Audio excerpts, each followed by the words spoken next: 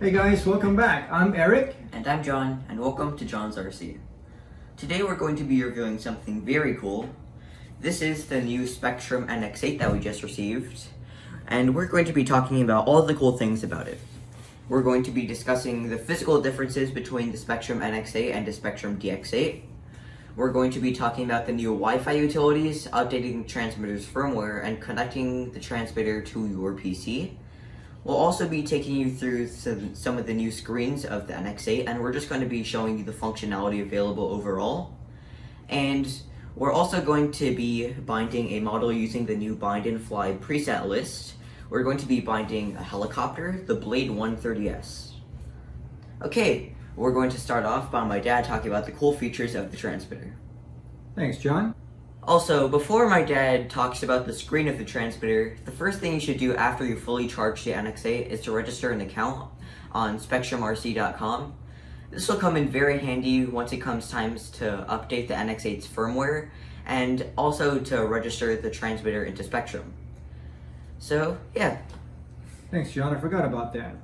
Alright guys, so let's get into the NX8. So first of all, this is the box that came with the Spektrum NX8s. In the box, it came with this little baggie, and this little baggie has a USB charging cable and a data cable, same cable, and it's got this little, little hex wrench so that you can adjust the gimbals. Also came with this hefty manual, but don't be scared of the manual. There's really only about 50 or 53 pages written in English because this is a multi-page manual, but still, it's a pretty hefty manual. I like that. And it came with all of these cool stickers because Spektrum really wants you to be proud of your Spektrum NX8 purchase. Okay, so this is an NX8, that's why we decided to compare it up against the DX8. So let's go ahead and turn it on, John. You turn on yours and I'll turn on mine. Warning, throttle high. Alright, so the first thing you guys will notice is the power button on the DX8, just like all of the other DX series, is they have that little slider bar right there.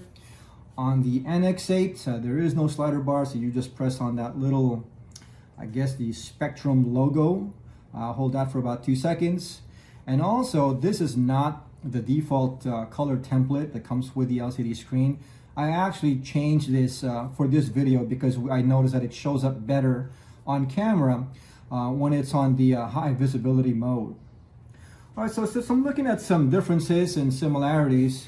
You'll notice that the NX8 does have one additional toggle switch. So we've got 1, 2, 3, 4, 5, 6, 7, 8 compared to the 1, 2, 3, 4, 5, 6, 7 on the DX8. Also notice that the little knob, I have mine on top and John, yours is in the front. This bind button is where it's supposed to be, and I do notice that there's these extra 2 trim buttons right here. There's the left trim and then there's the right trim, and from what I can tell, they basically correspond with this trim and with that trim. Okay. And also, the biggest thing I noticed as soon as I picked up the NX8 was just the difference in weight between the NX8 and the DX8. I weighed it. Both of them, and there's about 125, 128 gram difference between them. So it's definitely much lighter on this NX8. And most likely the reason for that is if you open up the hatch, John, you open up yours. Okay, so you'll see that on the NX8 it comes with a 1-cell 3.7 volt 2000 milliamp 7.4 battery. Whereas this one here comes with a 2-cell 2000 milliamp hour battery. This one just looks like a giant AA battery. So that's definitely where the weight difference comes from. Okay. Oh, and also I forgot to mention, if you can just take off your cover one more time and show them. The way you charge the DX8 is you actually charge it on the battery itself, whereas on the NX8s, you get this little charging cable, and there's the actual charge port itself. So obviously, if you want to take this and plug it into an outlet, you're going to have to use one of those USB charger receptacles that you're going to have to get. Okay. And then also, if you look at the very bottom, this one here on the SD card, this comes with a micro SD slot, whereas John's DX8 comes with the regular SD card. Okay, so you can see that difference there. All right, guys, now let's get into the actual screens. All right, guys, so the first thing we want to talk about is the new function bar button. So as you can see that there's a function bar menu here. And the way to get to that function bar menu is you just go ahead and press your scroll bar button, okay?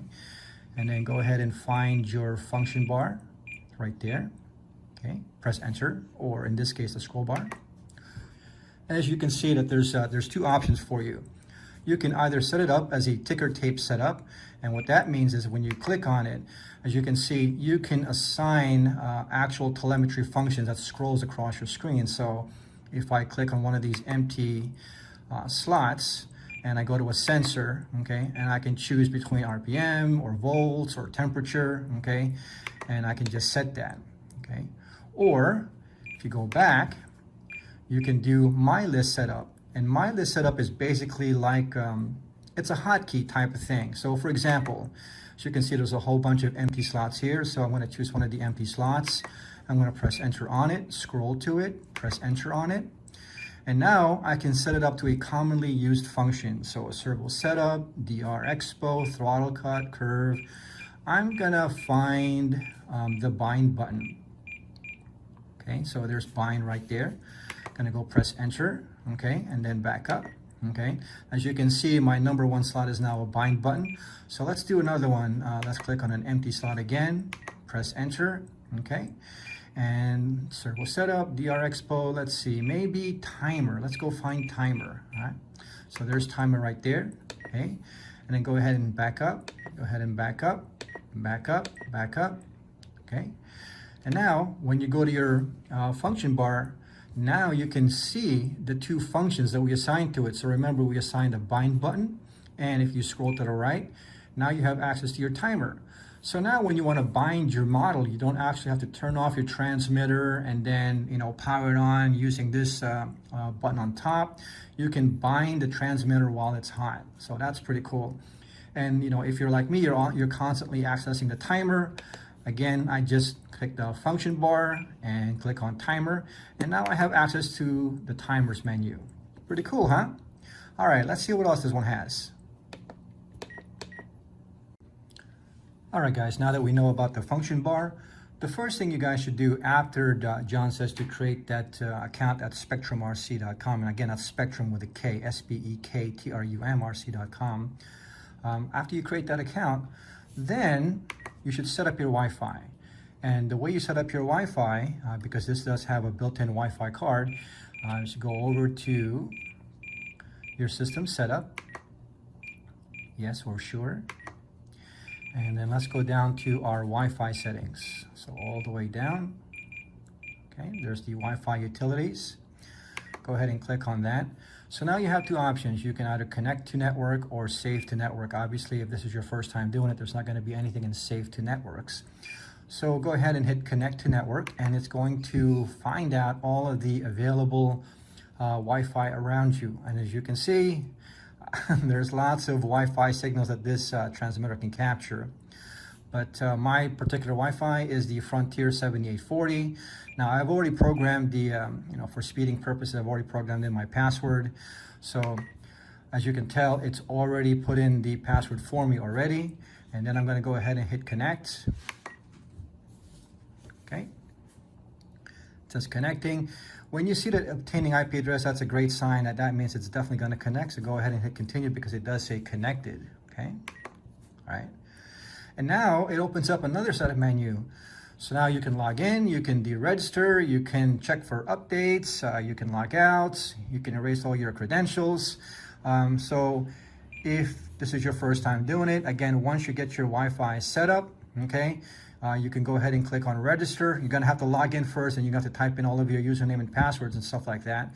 But after that, then what you wanna do is you wanna check for updates.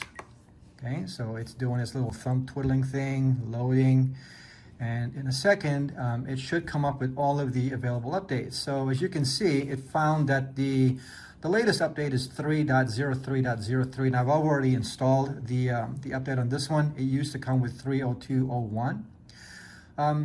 I've read some reviews and I know that some people did have some difficulty doing this, checking for Wi-Fi updates. Quite honestly, I also had the same issue too. I was unable to do a check for updates using the Wi-Fi functionality.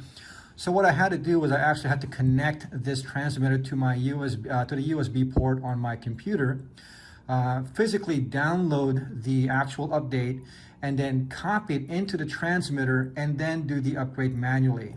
Once it got upgraded to 3.03.03, then all of a sudden the check for update functionality started working again. So again, to get to your Wi-Fi utilities, that's just in your system setup, okay? Now it is a little tedious to put in your Wi-Fi password, especially if you have like a really long Wi-Fi password, and I'll show you how to do it. So if you go ahead and go back to Wi-Fi utilities, go to connect to network, okay? Again, it's gonna find all of your networks around you. All right, so let's just say that I want to connect to my Spektrum Wi-Fi, okay? This one is not something that I've connected to before. So now, as you can see on the password, you press enter, okay? And now you're gonna have to, obviously there's no keypad here, so you're gonna have to choose the first character, press enter on it, and then choose the actual character that goes into that space. So again, if you have a really long character, like, this is my password, percent symbol, yeah, it's going to be a little bit, but once it's installed, you never have to worry about it again. It's going to be in your saved network, okay? So that's why that when I went to my Frontier 7840, it already had the password and all I had to do was connect, okay? So that's how you access your Wi-Fi credentials. Alright guys, now I'm going to show you how to connect your NX8 using your USB cable that came with it to your PC or your laptop. So as you can see, I've already got it plugged in. I've got this little USB hub right there. And if you go to my computer on your PC, as you can tell, it can't see it yet. And it won't be able to see it until you release it. And what I mean by that is, go ahead and go to your system setup. Okay, go to your system setup, say yes, we're sure, and then go down to where it says USB utilities. Okay, there it is, and press enter. In the mode section, if you press enter here, you can see that there's one of two modes. It's either inhibit or you can use it as a game controller. It says enable HID device for use with simulator software. Uses active model, RF will be disabled, okay? So we want that to be inhibit, okay? And then we want to come down here and click on access internal storage. So when I click on that, watch what happens. Look on the PC. So as you can see, it opened up a new drive. So this radio is now my D drive, okay? And inside that D drive, there's an audio folder. There's a BNF folder. I created this folder, so that's not going to be there for you guys. There's a templates file, and there's my NX8. This is the XML document for my particular setup. So what I did was I just created a folder called firm, or for firmware, okay? And then what I did was I just downloaded the Spektrum update, and I put it on this folder, okay? So then what you do is you go to my Spektrum RC, spektrumrc.com. Go ahead and look for your transmitter, okay? So as you can see here, this is my transmitter, this is my NX8. It's also got my DX8 G2. So if you go ahead and click on download updates, okay, scroll down over here and then click on download, okay? And as you can see, it's already downloading the file. So if I click on show in folder, okay, I can just copy this, and then I'll just put it back to where I want to put it. So I can just go to the firm folder, and then I can just copy here. It's the same file, so it's just going to override it. So that's how you get the update file into the transmitter. Now I'm going to show you how to actually update the transmitter. Okay? Alright guys, so now that we have the firmware file inside the NX8, so let's go through the process of actually updating the transmitter. So what you do is go ahead and go to your system setup, So scroll all the way down. Okay. Go ahead and click yes. And now we want to go to the the transfer SD card. Okay. So press enter on that. And in the category, you want to choose special functions. There are other functions here like palette import export, file folder management, model import export, but you want to get to special functions. And in the options, you want to choose update firmware. Okay. And then it's going to ask you, where is the actual firmware? So obviously we put it into our firm folder. So I'm going to select firm folder, and there it is right now. Okay. And now it's actually upgrading the transmitter.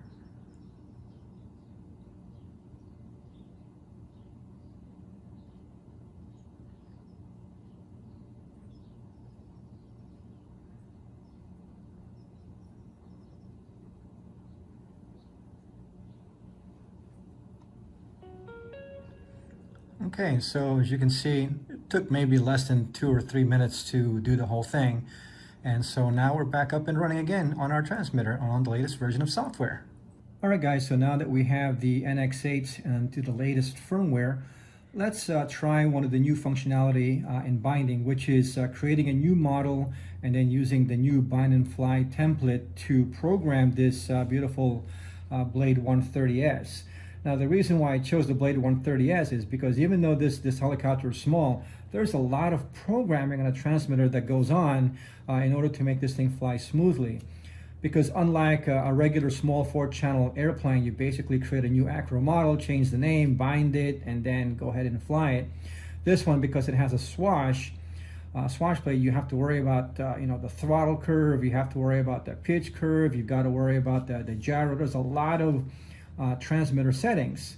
I know this because when I first programmed this thing on my regular DX8, it took me a good 20 to 25 minutes going over it 2 or 3 times to make sure that I had all the settings correct. It would be wonderful if I can just download it as a template and not have to worry about making a mistake. So the way you do that is, let's go ahead and add a new model, and just like any other Spektrum radio, just go ahead and press these 2 buttons right here. Okay, and then so now as you can see, you have a new setting called add new BNF, but we'll use the add new model because that's what you guys are used to. So we'll click on that, and in the model type, you see you have your airplane or your acro, and you've got your helicopter, your sailplane, your quadcopter. Now there's a new template here, and this is for you to be able to create your own configuration with your own settings, so you don't have to do it over and over again. And then the next one is the new bind and fly model type. So that's the one that we want. So we'll click enter on that, and then we'll go ahead and create. And now what it's going to do is it's going to list all of the available models available in the bind and fly template. So let's go ahead and find the Blade 130. Okay, so we got the Blade 180X, Blade 200Q. Looks like we're getting close. Oh, there she is. There's the Blade 130S. So go ahead and choose that and scroll down to Blade 130. Okay, and then we'll go ahead and click on import. Just wait a few. Okay. All right, so now you can see that the Blade 130 has been imported, and they even put in the name of the model for us. So now if I go into its programming, they've already put in the throttle curve for me already. I mean, that took a long time putting all of those numbers in for all of the different flight modes, okay? And as you can see, they've already programmed the pitch curve for us too, okay, for all of the different flight modes, okay? They even programmed in the hold function, which is great, okay? So now let's go ahead and bind this up. Now, if you guys remember at the start of this video, we talked about the function bar, and we said that the function bar can be your quick list item, and we programmed the function bar to be your bind button. All right, so on the Blade 130S, the bind plug is in the back right here. Okay, I've already got the bind plug all plugged in already. It's using a 3S300 milliamp hour battery. I'm gonna go ahead and connect it. So as you can see, it's on bind mode. The ESC is blinking.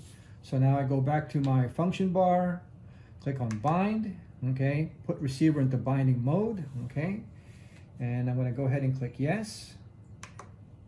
Okay, and then select bind. Now it's binding.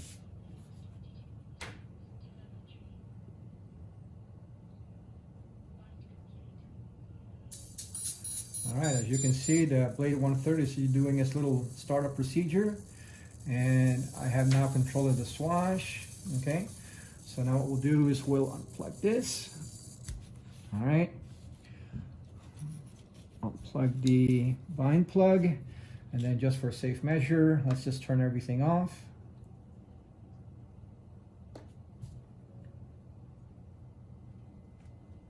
Okay, let's turn everything back on. Okay. All right, so now we should have a good working model now. Okay, let's see.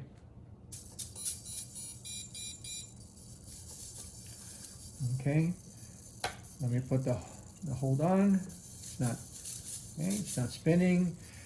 And if I take hold off, it should just start to spin. All right.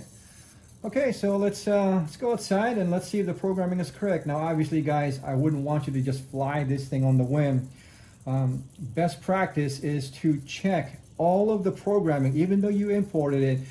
Go ahead and just double check all the programming anyway. Just eyeball it, just making sure that all the values are there. Obviously, you know, we're going to trust that the import does work, but I just personally like to just double check that all of the values are where you want it to be. Okay.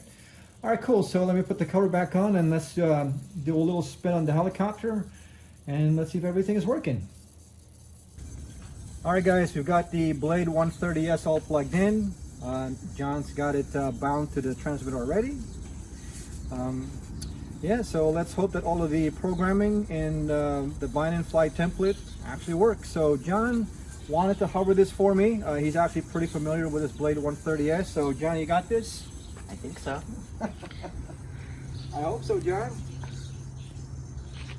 All right, so let's just do a quick hover. Okay. Maybe back up a little bit.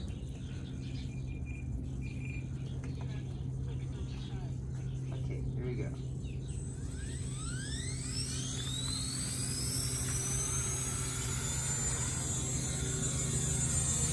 Very nice.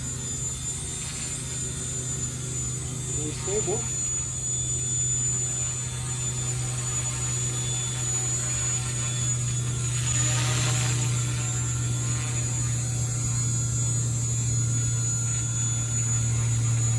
Maybe a left.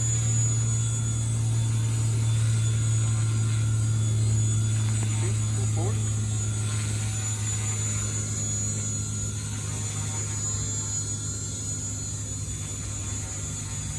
Looks pretty nice.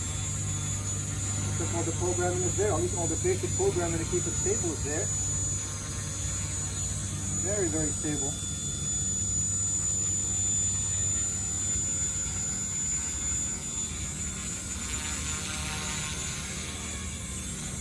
Okay, let's go ahead and land it, John. Nice and easy. All right, very good.